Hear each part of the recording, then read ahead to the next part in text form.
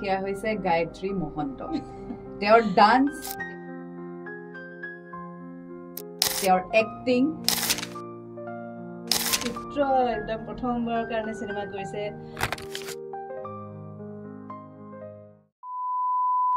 গায়ত্ৰীৰ পৰা পোন প্ৰথমতেতো আপোনাক মোৰ শ্ব' ইউটাৰ্ণ আৰু ৰেড এফএমলৈ স্বাগতম বহুত বহুত ধন্যবাদ এটা ইমোশনেল সিচুৱেশ্যন আমাৰ অফিসত এটা আবেগিক মুহূৰ্ত কাৰণ আমি যিমান আপোনাৰ ফ্যান হেতু আমি ভাষাৰে প্ৰকাশ কৰিব নোৱাৰিম যিমান সৰুৰ পৰা ভিচিডি চাইছো বা সিনেমা চাইছো আমি অকল এগৰাকী এক্ট্ৰেছৰ নামে মুখত শুনি শুনি ডাঙৰ হৈছো সিনেমা চাই চাই ডাঙৰ হৈছো সেয়া হৈছে গায়ত্ৰী মহন্ত তেওঁৰ ডান্স তেওঁৰ এক্টিং সব বস্তু কত গুছি গৈছিলে বা আমাকে কলৈকো যোৱা নাছিলো আচলতে আছিলো ইয়াতে থাকো তথাপি অকমান ব্যস্ত হৈ পৰিছিলো নিজৰ সংসাৰত আৰু পঢ়া শুনা বেলেগ বেলেগ ধৰণৰ কাম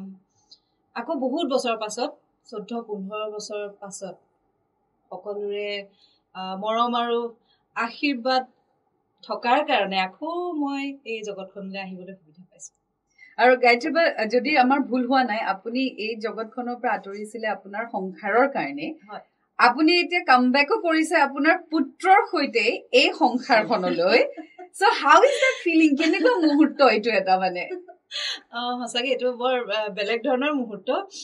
এতিয়া চিনেমাখন ৰিলিজ হবলৈ যিমান মানে দিনটো চমু চাপি আহিছে সিমানেই মানে এই প্ৰশ্নটোৰ মুখামুখি বেছিকৈ হৈ গৈ আছো মানে মোৰ কেনেকুৱা লাগিছে সেই প্ৰশ্নটো মই নিজেও নিজক সুধি মানে মাজে মাজে সুধি থাকো কি মানে কেনেকুৱা ধৰণৰ লাগিছে অনুভৱটো কেনেকুৱা ইমান বছৰ পিছত মই কেমেৰা মুখামুখি হৈছো আৰু লগতে আকৌ মোৰ ল'ৰাৰ লগত গতিকে পুত্ৰ একদম প্ৰথমবাৰৰ কাৰণে সিনেমা কৰিছে বেলেগ ধৰণৰ এটা বৰ ভাল লগা এটা অনুভৱ আৰু ভাল লাগে কিন্তু দেই একেলগে মই এতিয়া অনুভৱ কৰিছো একেলগে মানে অভিনয় কৰিব পোৱাটো এটা সৌভাগ্য আৰু আশা কৰিছো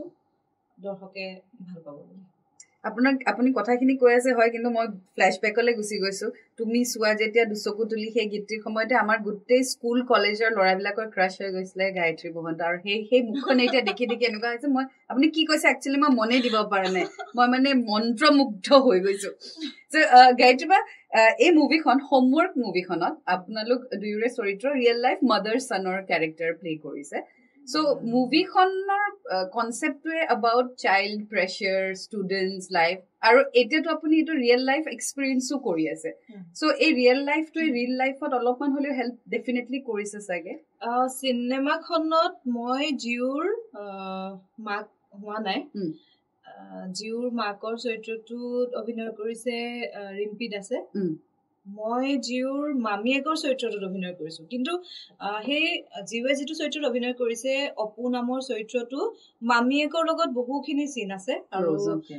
বহুতখিনি সিন আমি একেলগে কৰিছো জিউ আৰু মই আৰু সিনেমাখনত অপু চৰিত্ৰটো যেনেকুৱা জিউ এনেটো সৰু ল'ৰা-ছোৱালী বিলাকৰ কম বেছি পৰিমাণে স্বভাৱবিলাক একে ধৰণৰে থাকে কিন্তু তথাপি অপুৰ চৰিত্ৰটো জিউৰ চৰিত্ৰটোতকে জিউ মানে আমি যেটো জিউক দেখি থাকো সেই জিউতকে অকণমান পৃথক অকণমান বেলেগ আৰু মাক হিচাপে মই যেনেকুৱা ধৰণৰ কিছুমান অভিজ্ঞতা মোৰ যেনেকৈ হৈছে তেনেকৈ চিনেমাখনতো সেই মামিয়েকৰো দুটা ল'ৰা-ছোৱালী থাকে মই কৰা চৰিত্ৰটোৰো তেনেকুৱা ধৰণৰ অভিজ্ঞতা হয় আৰু বা ইমান বছৰ বিৰতিৰ পিছত যে আপুনি ইণ্ডাষ্ট্ৰিটোলৈ উভতি আহিছে কিবা আপুনি পাৰ্থক্য পাইছে নে আগতে যেটো আপোনাৰ কামৰ এক্সপেৰিয়েন্স বা যেটো এটা এনভায়ৰনমেন্ট আছিল এতিয়া আফটাৰ 15-16 ইয়াৰ্সত আপুনি অলপমান চেঞ্জ পাইছে নেকি হেখিনিটো টেকনিক্যালি তো বহুতখিনি বেলেগ হৈছে আমি যেতিয়া শুটিং মানে সিনেমা কৰিছিলো মই মানে 14-15 বছৰ আগৰ কথা কৈছো গতিকে তেতিয়াতকে বহুতখিনি সলনি হৈছে আমাৰ কেমেৰাৰ লগত যি কিজন মানে নতুন জেনাৰেশনৰ নিউ জেনাৰেশনৰ যি কিজনে কাম কৰিছে তেওঁলোকৰ কাম কৰা ষ্টাইল বা সকলো ক্ষেত্ৰতে বহুতখিনি এডভান্স হৈছে বহু ক্ষেত্ৰতে এডভান্স হৈছে সেইখিনি দেখিবলৈ পাইছো আৰু বহু ক্ষেত্ৰত সহজো হৈ পৰিছে কেৱল মানে শুটিংৰ ক্ষেত্ৰত বুলিয়ে নহয় দেই আমি ধৰা এই সিনেমাখনৰ শুটিং কৰিছো ক্ষেত্ৰীৰ এখন ভিতৰুৱা গাঁৱত কিন্তু এই শুটিংৰ সময়তো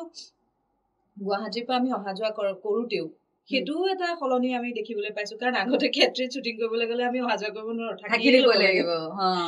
এতিয়া তেনেকুৱা ধৰণৰ সেইবিলাক সমস্যাও নাইকিয়া হ'ল আৰু চিনেমাখনত জীউৰ লগতে আৰু দুজন শিশু চৰিত্ৰত আছে তেওঁলোকে উমন আৰু অলংকিতা তেওঁলোকে দুইগৰাকী জীউৰ লগৰে যিতকে সৰু ডাঙৰে এনেকুৱা আৰু সমানেই প্ৰায় তেওঁলোকৰ লগত কাম কৰাৰ যি অভিজ্ঞতা তেওঁলোকে কেনেকে চায় আমি তেওঁলোকৰ বয়সততো আমি কেমেৰাৰ মুখামুখি হোৱাই নাছিলো কিন্তু তেওঁলোকে শ্বুটিঙৰ সময়ত কোনো ধৰণৰ একো মানে ভয় শংকা নোহোৱাকে কেনেকে কেমেৰা ফেচ কৰিব পাৰে আমি এতিয়াও আমাৰ ভয় লাগে তো সেই তেনেকুৱা ধৰণৰ আজিকালি ল'ৰা ছোৱালীবিলাকে মানে সেই ভয়টো খুব কমি যোৱাৰ নিচিনা অনুভৱ হৈছে সাধাৰণ কথা চব কাম তেওঁলোকৰ কাৰণে সাধাৰণ হৈ পৰিছে ইজি হৈ পৰিছে তেনেকুৱা ধৰণৰ ডিফাৰেঞ্চবিলাক পাইছো কিন্তু ওকে আৰু বা মুভিখন ৰিলিজ হ'বলৈ গৈ আছে সো যিসমূহ আপোনাৰ ফেন্স মোৰ দৰে আমাৰ ৰেড এফএম পৰিয়ালৰ দৰে যিসমূহ ফেন্স আপোনাৰ কাৰণে ৰৈ আছিলে for the come back and finally you are here with homework so এই মুভিখনৰ থ্ৰুৰে আপুনি এটা মেছেজ কি দিব বিচাৰিব আৰু লগতে এটা request to all the people red FM listeners যে আহক আৰু চিনেমাখন ছবিগৃহত চাওক হয় অহা ২৬ ছেপ্টেম্বৰ তাৰিখে হোমৱৰ্ক চিনেমাখন প্ৰত্যেকটো অসমৰ ছবিগৃহলৈ আহিব আমি আশা কৰিছোঁ আপোনালোকে আপোনালোকৰ ব্যস্ততাপূৰ্ণ জীৱনৰ পৰা অকণমান সময় উলিয়াই পেলাই হোমৱৰ্কখন চাবলৈ আহক আৰু আমাক আশীৰ্বাদ কৰক যিহেতু হোমৱৰ্ক চিনেমাখনৰ নামটোৱেই বুজাই দিছে যে হোমৱৰ্ক আমাৰ প্ৰত্যেকৰে জীৱনৰ কাৰণে এটা কেনেকুৱা গুৰুত্বপূৰ্ণ বিষয় আৰু আমি হোমৱৰ্ক এৰাই পেলাই কোনেও চলিবই নোৱাৰোঁ প্ৰত্যেকটো খোজতে আমি হোমৱৰ্ক কৰিবই লাগিব কেৱল ষ্টুডেণ্টছৰ কাৰণেই নহয় সকলোৱে হোমৱৰ্ক কৰিব লাগে গতিকে হোমৱৰ্কটো এটা প্ৰয়োজনীয় বিষয় কিন্তু সেই বুলিয়েই হোমৱৰ্কৰ বুজাৰ কাৰণে শিশু এটাক আমি কুঙা কৰি পেলোৱাটো কিমান যুক্তিপূৰ্ণ কথা সেইটোৱে ছবিখনৰ একেবাৰে সাধাৰণ এটা কাহিনী এইটোৱে বিষয় বহুত বেছি মানে যেহেতু শিশু কেন্দ্ৰিক ছবি বুলি ক'লেও ভুল নহ'ব মুখ্য চৰিত্ৰত শিশু তিনিটাই অভিনয় কৰিছে গতিকে তেনেকুৱা ধৰণৰ এটা মানে বহুত বেছি জটিল কিবা কাহিনী এটা নাই আৰু কোনো ধৰণৰ সংঘাত তেনেকুৱা ধৰণৰ নাই যে মানে খুব মৰম লগা কাহিনী মৰম লগা চিনেমা এখন হোমৱৰ্ক আহক আপোনালোকে হোমৱৰ্ক চাওক আৰু আমাক আশীৰ্বাদ জনাব বুলি আমি আশা কৰিছোঁ থেংক ইউ ছ' মাছ বা আৰু আই হোপ আৰু আমি আশা কৰোঁ যে এই মুভিখনেই শেষ নহওক আৰু বহুত মুভিৰ জৰিয়তে আমি যাতে আপোনাক স্ক্ৰীণত আকৌ চাব পাৰোঁ নিশ্চয় নিশ্চয় থেংক ইউ ছ' মাছ বা ৱেল ইয়াৰ পিছতে আমি কথা পাতিম the child star the important protagonist of the film জীউৰ সৈতে so' you guys stay tune and 93.5 red FM বজাতে ৰহো